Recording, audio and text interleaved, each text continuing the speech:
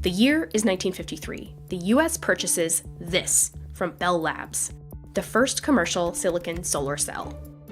But these first solar cells are not exactly efficient. If you were to put them on your roof and try to generate electricity, it would cost you about $300,000 a month. Fast forward 70 years, and that cost has come down.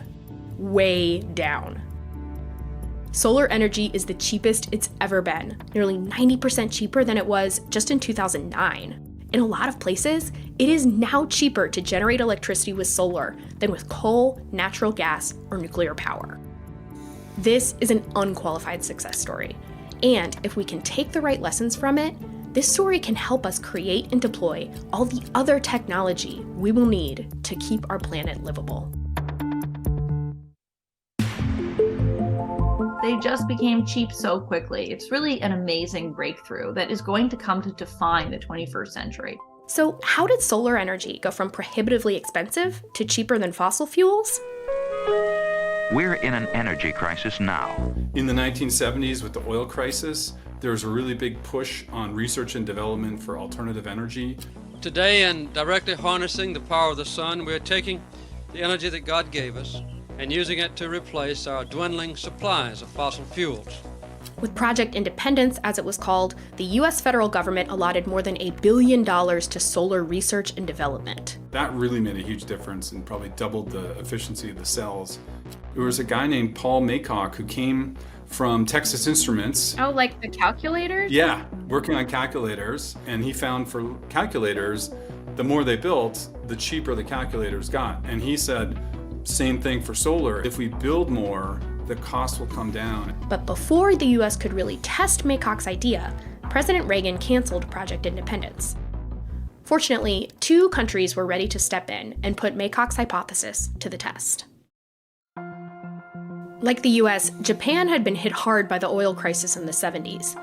They started funding solar research and development around the same time, and soon they developed solar cells small and powerful enough to run watches, calculators, and toys. Trivial in terms of the global energy system, but crucial in that large companies were now becoming interested in solar and crucially figuring out how to construct solar at really low cost. That know-how came in handy when the Japanese government announced a major subsidy for rooftop solar in the mid-90s. But the global market for solar technology was still relatively small, until Germany stepped in and truly changed the game. The most important policy on this whole chain, if I had to pick one, it would be the German feed-in tariff. Feed-in tariffs, which was basically a program that deployed solar at scale. Here's how it worked.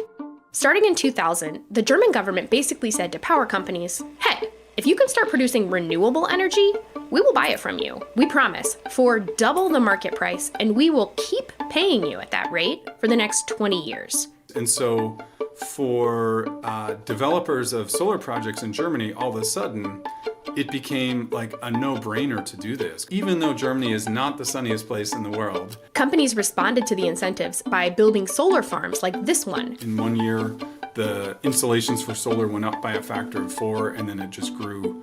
The more panels they produced, the cheaper it got to generate electricity with solar. Then, another country picked up the baton and made solar cheaper than even Maycock could have imagined. So it really starts with Deng Xiaoping in the 1980s and had this plan for 1,000 Chinese students to go abroad and come back and see what they came back with. One group of students went to the University of New South Wales in Australia, where they worked with a team that was producing some of the most efficient solar cells in the world. After a few years, one of those students went back to China and opened up the country's first commercial solar manufacturer, Suntech, in 2002. With that new German law in place, the company had so much success selling solar panels to Germany, Suntech's success attracted competitors, which helped drive down prices, in part because all of this demand inspired Chinese manufacturers to produce at an unprecedented scale. Policymakers around the world noticed the falling prices and wrote laws to create new markets in their countries, including the United States. The United States passed an important law. It's called the Energy Policy Act of 2005. And buried deep within that law was an investment tax credit. Sounds kind of boring, but it turns out it was absolutely critical to deploying solar. Because what it said was that if you put out a new solar project, you can get 30% of those costs back through a tax credit. This sparked a phenomenon called solar leasing, where companies would look for places to put solar so that they could reduce the amount they owed the federal government in taxes.